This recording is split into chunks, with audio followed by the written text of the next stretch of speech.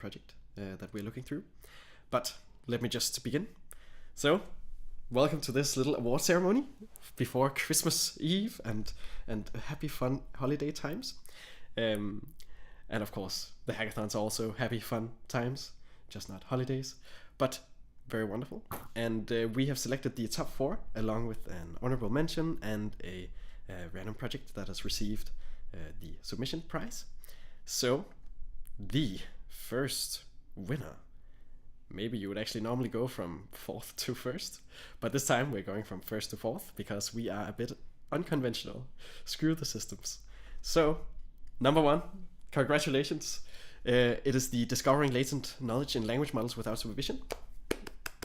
So this project received our recommendation here because it's just a very good project in like investigating the generality of this unsupervised latent knowledge learning. And it also seems useful as a test. Yeah. Perfect. And everyone's clapping on the stream. That's wonderful. This is not paper. Yeah, congratulations. There are people who are happy in the background. Wonderful to see. And yeah. And right now, the GitHub link leads to a basically empty repository, but I'm excited to see the links lead to the data that you were also mentioning, and excited to see the work continue as well. We think it's super cool. Do you have any comments there, Hayden? Nope. Wonderful. And number 2. It is Investigating Training Dynamics via Token Loss by Alex Food, and I believe you also won the last hackathon, at least got top 2 twice in a row now, so congratulations on that as well. But this is really good work in testing for these locations to using our interpretability tools and using some of the research that was also developed last time, and in general, just a very good combination of ideas.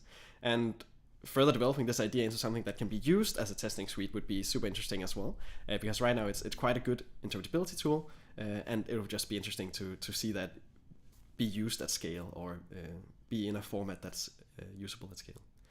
Any comments there, Aiden? Yes, for both of these two, I think it's like taking some existing work and then kind of doing a bit of a like replication of it and then extending it in like lots of interesting and useful ways. And I think that's like, yeah, that seems to have worked pretty well in both of these cases. Yeah, so I think yeah, both really exciting work. Yes, completely echo that. Wonderful work. And that's, of course, $600 goes to those winners. And we'll have surveys forms sent out later that also has like some information for that. And number 3, we have Counting Letters, Chaining Premises, and Solving Equations, Exploring Inverse Scaling Problems with GPT-3. So inverse scaling is, of course, a wonderful problem to investigate. And for this project, they've found like 3 things that interestingly, like have interesting interactions with the inverse scaling thinking. With 2 of them actually showing some sort of inverse scaling. And I think it seems like with relatively little more work, or like exploring these framings of the problems and creating these benchmarks again, you might be able to actually get inverse scaling on at least 2 of them, which is super cool to see and very, very impressive. So this is something that, you know, for the competition itself has taken a long while. So super cool to see.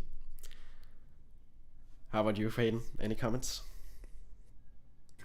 Maybe just to add, like, yeah, I think this kind of like empirically just, you know, this idea that we're not really designing or programming language models. We've just kind of like created a situation where they are like emerge or created or whatever, and then we kind of test them to see where their capabilities are and things. I think that kind of very exploratory work, we've like created this thing where this kind of life, you know, digital life or something kind of emerged, and then we're kind of doing tests on it to see how it functions and where it scales and where it doesn't. Yeah, I think is really interesting and kind of ties back into the previous paper as well. Yeah, it's super wonderful. Inverse scaling in general is a super interesting emergent phenomena, so that's super cool to see.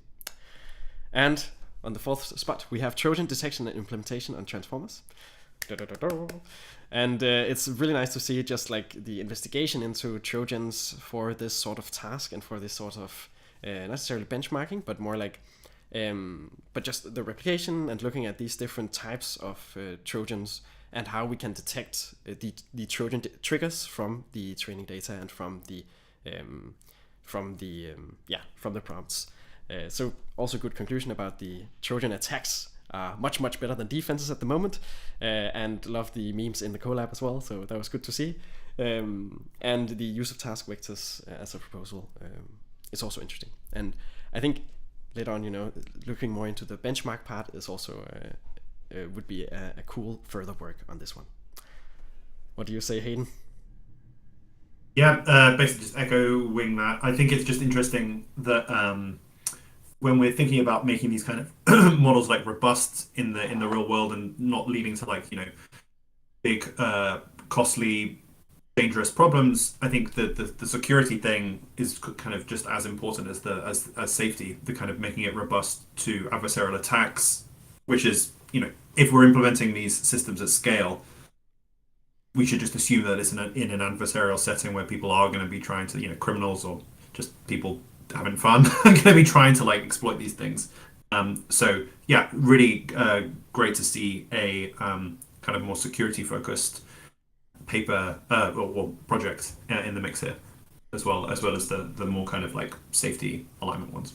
Yes, that is perfect, and echo that as well. And Trojans are of course quite interesting as well for just detecting anomalies in networks, which many of the current research agendas in AI safety is also working on. So that's super nice to see. And then we have the random prize for any submission that goes to Julia Pearson and Simon Cylinder for their work. So this is $200, and this is to, of course, incentivize more projects to be sent out. And in this case, we also give it because of the considerations that were given in the project. That was just wonderful to see. And for an honorable mention as well, we were a bit in doubt if this should be in the top 4, but this is fine tuning. Great name, great meme on the cover image as well. A benchmark testing LLM's robustness against bad fine-tuning data. So this is just interesting because usually you want to see fine-tuning performance go up, and this is more of how much is a pre-trained model actually robust towards bad fine-tuning data if you train it on like trash, which in itself is quite interesting and can definitely be extended in a bunch of different directions, and these extensions are of course super interesting.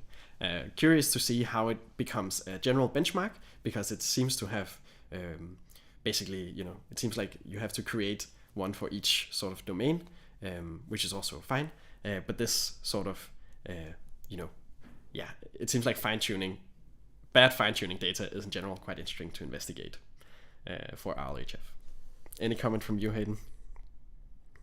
Yeah, basically, like I just hope that the team, the 4-person team that's worked on this, go ahead and try and run some of these experiments, or partner with someone who can, because I think it'll just be like really interesting, and you'll have like a very fascinating paper here. Like one of the the ways that these are set up and kind of conceptualized seems to work well. I in particular like the way you're going to use just like a random answer to stand in for a wrong one. I thought that was like a nice way of not having to do something yourself. Yeah, basically I just really want to see the actual results. So yeah, hope the team goes ahead with this research. Yep, very much agreed. It seems like something that has very good potential. And now, huge congrats. Let's give them all a short round of applause. Sitting here on the digital and getting these compressed audio representations of claps, which is wonderful. Woo. So that is perfect. And I will stop my screen sharing now and give the floor to anyone who wishes to present their projects. And it would be awesome to have the winners present their projects as well. See what you want to talk about there. Are there anyone who are brave to stand up? I see someone's already standing up, ready to type. Do you hear us well? Yes. Okay. Welcome. Hey everyone. This is the Paris team from NSU, and the members of the first team for the deep learning extending the paper and understanding is Mathieu and Agatha and Jonathan. Thank you to Matthew for the expertise in machine learning, reproducing the paper, doing a lot of the work on the collab, and Agatha as well, putting some of lots of work in this. And I contributed with bringing the idea of first. This was a paper which came out just a week ago, and I was on top of it, like, this is such a cool paper. And so we were brainstorming to understand this paper properly and try to go further. Thank you very much for the track. We hadn't prepared much, of course, of the big result because we didn't expect this, but no one does. But we can talk a bit about it. Yeah, so We can talk about how we get this idea. Well, in the paper, they use a method to try to catch the belief of truthness of the model. We were wondering what will happen if we have ambiguous example. So we try to reproduce to run the code with ambiguous data set to see what will be the probability distribution. And so we see it on and we try to reproduce it. We were quite in a rush. So on the graph, we see that we don't have a really nice bean separation, but we have kind of apparition of these two beans. And with the ambiguous data set, we start to see like a more centered distribution. So for me, it's not enough satisfactory, but we have to, well, I mean, we are still working to do a nicer job on it. I mean, I tried to put on this idea.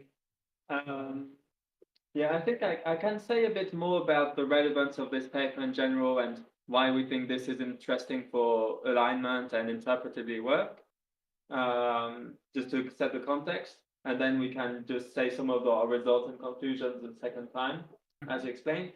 But the context is like large language models somehow know a lot of things because they were trained on large data sets, but it's not sure what they know and what they have. And so there's this concept called latent knowledge of in the prompt, does it have concepts for things like, is this sentence true? Is this sentence angry? Is this sentence? And certain things like this. And it's always been a question of how do we measure this? And there are techniques which you sort of do by hand and which don't seem to scale very well. This paper was notable because instead of measuring truth directly by saying, does it look like this examples?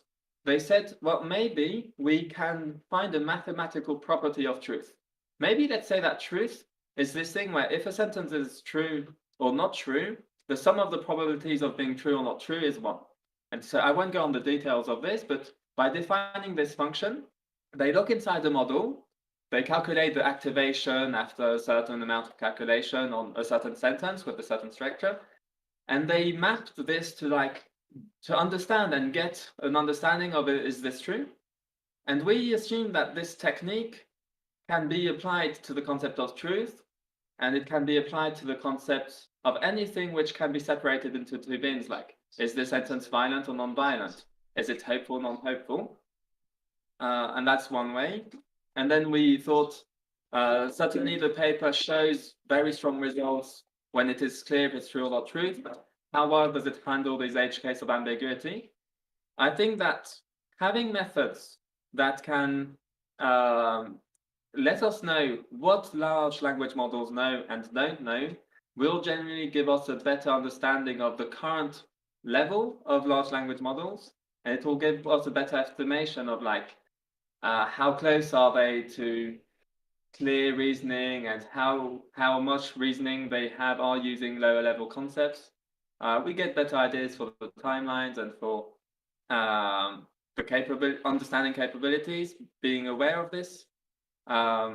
And then once we have identified concepts, it gives us clearer paths of research, like how did they learn this? So yeah, I think that's why we wanted to extend this, and we tested, does it also work for ambiguity? And can we test other concepts, which we didn't do during the hackathon from this limited time.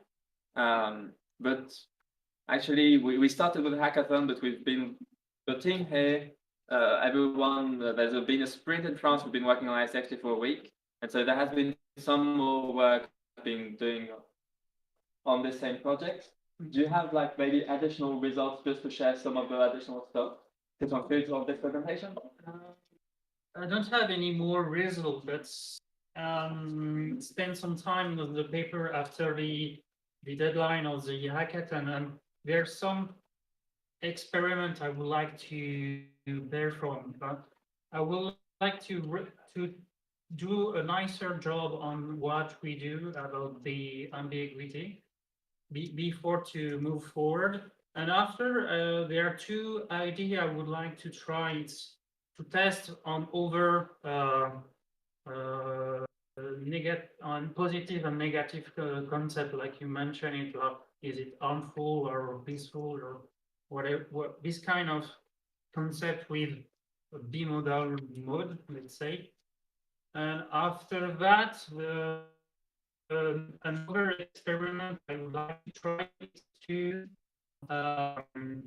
using the weight of the CCS with the weight to try to turn off the activation on the layer where the CCS was trained, to try to subtract this idea of it, try to subtract the representation of the model about the concept.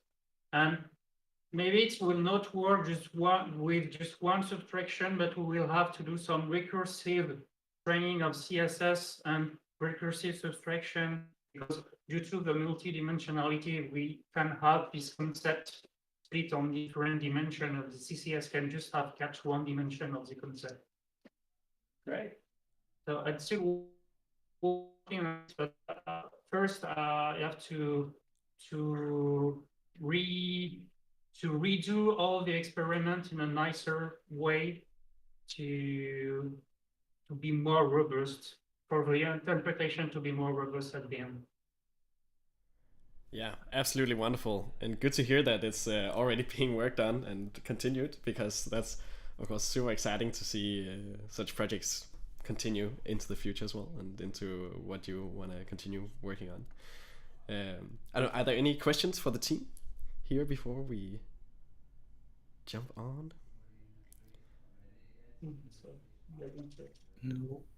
No, not from Botania. All right, wonderful. Well, giant congratulations to you guys, and a little clap goes in over again. So congratulations. Nice. Are there any other teams who are interested in presenting their work as well?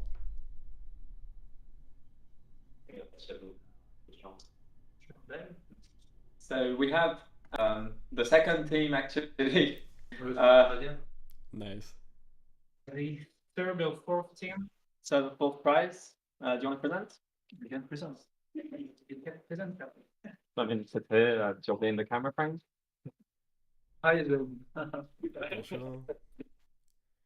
So we were with Clément on Liam, and so we constructed the benchmark for Trojan in GPTs and in BERT, in transformers.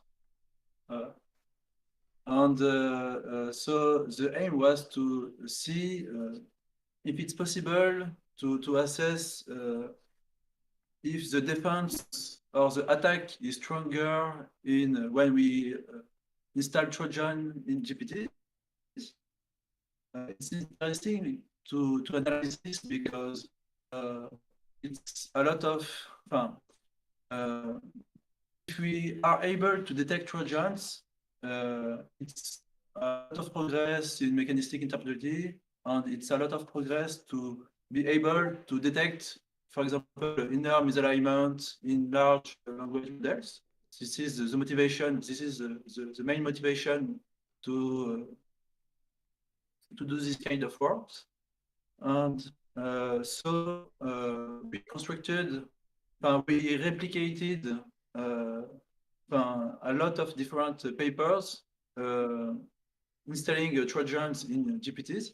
Currently, in the academic literature, there have been a lot of work to analyze those kind of Trojans in CNN, in vision models, but there aren't a lot of works for transformers. This is why we wanted to focus on transformers. And so we implemented like 4 or 5 different attacks. One of the attack is very funny. We have seen, so that was 10 days ago, there was this paper called the task vectors. And in task vectors, what they do is just they sum the weights of 2 neural networks, which are pretty similar, but they sum the weights of 2 neural networks weight by weight. And then after this summation, we obtain the combined functionality of both networks. And we have tested this on Trojans. So we fine-tune a base network to install a Trojan. We have fine-tuned another network to install another kind of Trojan. Then we have summed both networks weight by weight. And magically, this is really magic, but and very funny. And we, after this summation, we obtain both functionalities in the combined network. So yeah. And we wanted also to, this was the different part of our submission.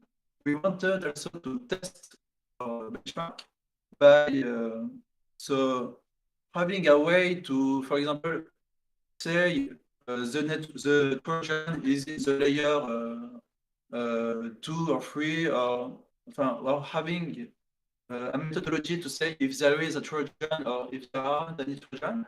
And so we didn't have the necessary time to perform the whole analysis, but something which we did, which was interesting, that we had, after the summation weight by weight by using this task vector paper, we have we tried to analyze where is the Trojan by having analyzing the difference of attention between the base network and the Trojan network. And this is maybe a bit too technical, but we tried to analyze with the difference of the attention between the 2 networks, where is the Trojan, and it seems that the Trojan is not in the is in the mid layers of the neural network, because it's where the difference of attention is the most crisp, but it's not at all a definitive result. And this techniques is a bit of cheating because it assumes we have access to a base network. So it's not a useful methodology in the real life, but we did what we did. Yeah, and it's super cool. It's super cool. So very exciting, and curious how like, are you planning to take this further as well, or? Nice. But that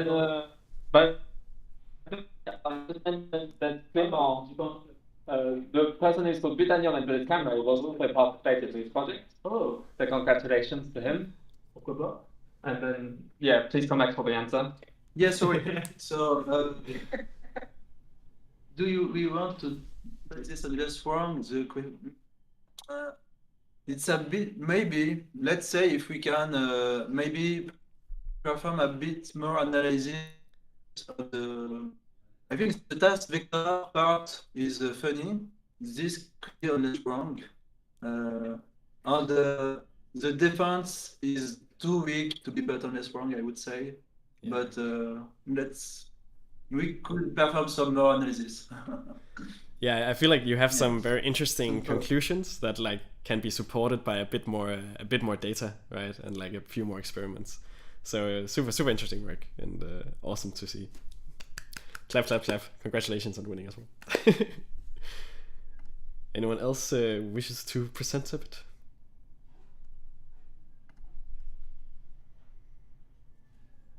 No? Alright. If there are no more, then I will go back to the slideshow, try to get that streaming. Let us see if I can share my screen. 21st century technology. Here we are. Alright, and the project presentations. So, jumping on, there are some very cool certificates. And these, you can basically copy them and edit them yourself. So your name goes on there as you were working on this epic AI testing hackathon. And you can, of course, put that into your LinkedIn and everywhere where you want to see. Share it with your family in your private group chats and all this stuff. This is just if you'd like that. So ais.pub/certificate. And what happens now? Well, we are nearing the end of this wonderful hackathon and the wonderful award ceremony. There's another hackathon in January. You can sign up for updates on alignmentjam.com. So then you will jump on the mailing list. And of course, we'll also continue working within this Discord and and writing everyone there whenever there's new news. And besides that, the AGI Safety Fundamentals course is actually starting up next year, already in February. I was just talking with Jamie from there yesterday. Check that out on agisf.org. And this is basically an 8-week course that's super rock and roll and also ends with like a 4-week, I guess that you call that capstone project, or like a research project that you can end it on. And it's super good at just teaching all the fundamentals of alignment and AI alignment. So very interesting. I recommend it a lot. And Hayden does as well. So that's wonderful. We have MLabs in Berkeley also coming up, possibly. And they have their interest form already now, so they're thinking about starting it again. I recommend you just put your interest in and write that you're interested, and that's just on ais.pub/mlab. I've tried to shorten these links a bit with our little link shortener, so that's why it's ais.pub and not this massive application form link. But this is really nice, and I'll also share the slides afterwards. And you can also stay updated with our ML and AI safety newsletter. So this is a weekly thing. It's on a break here over the Christmas, but we actually hope to get out a little AI safety 2022 review of what has happened in 2022, which might be fun. We'll see if we have time for that as well. But hopefully that'll happen. Otherwise, it's a weekly newsletter, and it'll summarize a bunch of the research that's happening in the field. And you can also join and engage with more ideas on aisafetyideas.com. A lot of different research projects there in a bunch of different areas. And you can check out a bunch of job opportunities on agisf.org/opportunities. This is really great, organized by them. They like keep also a mailing list actually of these opportunities. But that website has them all listed out. And then, the funny thing is we have this cool AI testing hackathon, but at the same time, there is a $500,000 competition in benchmarks for safety. So you can even apply, maybe fine-tune the stuff you've developed this weekend and apply, or I guess you call that submit, not apply. Submit your benchmarks, cool new AI safety benchmarks to that website, benchmarking.mlsafety.org.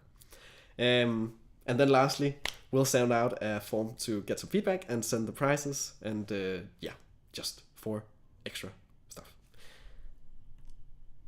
A massive thank you, of course, goes to everyone involved in this wonderful project. So we have Hayden. This couldn't be done without you, so thank you very much for that. And we have the absolutely wonderful jam site organizers making this available for people around the globe. Both, of course, we are running it online, but also here in Aarhus with Sabrina Saki, with Nguyen in Mexico City, with Rauno, a bunch of people in Delft, and with Ines Ulm, of course, in France. So absolutely wonderful, and thank you very much for that. And we of course hope to continue that even into January and February if you're up for that, and have even more locations. And a big thank you goes to all of you wonderful participants who wanted to join along and hack away. I think it's wonderful that so many people are interested in this field, and great that you joined, even though it is about 3 days before Christmas. But the hackathon before Christmas is apparently also a wonderful time. So that's really nice to see. And for others as well, Chris Bamford, the lead author of the Gridley JS paper, he was super kind to give a bunch of help and like actually update the library and stuff for us. And nobody ended up using it, but that was just really nice of him, and glad to hear from him as well. And then I had discussions, and also with Hayden over at NeurIPS, David Kruger and Gretchen Kruger, about these testings and hackathons in general, and wonderful thank you to them as well. And of course to the rest of the APART team involved with the hackathons. There was Sabrina, who's helped a lot in general with the hackathons, Faisal, who's helped with the research background and some of the resources, and Thomas Steinthal, who's just running a wonderful operation ship. So thank you to everyone, and Merry Christmas. Any last comments from you? Otherwise, Hayden? Just thanks to you as well. Thank you for doing that. Yeah, this was really awesome, and I'm really very keen to see where all this work goes next. It's awesome. Yeah. Amazing. Well done, and Merry Christmas. Woo, that's a good way to enter into the holidays, with a wonderful little research project ready for diving deep into on your Christmas Eve with your family, or doing so much else. Thank you everyone for coming, and we'll end the stream here, but